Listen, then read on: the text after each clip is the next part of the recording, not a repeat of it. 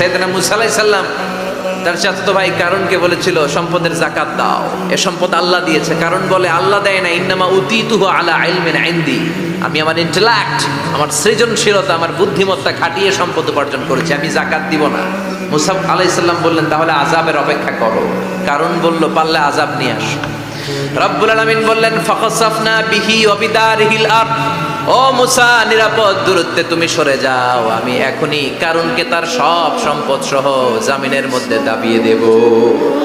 কারণ তার সম্পদ সহ জামিনে দেবে যেতে লাগলো। আমি জায়গাটা নিজে দেখে এসেছি। মিশরের রাজধানী কায়রো থেকে 120 কিলো দূরে ফাইউম নামে একটা জেলা আছে, ওই জেলায় বহাইরা কারুন, কারণের সব সম্পত্তি আল্লাহ জামিনে দাবিয়ে দিয়েছে।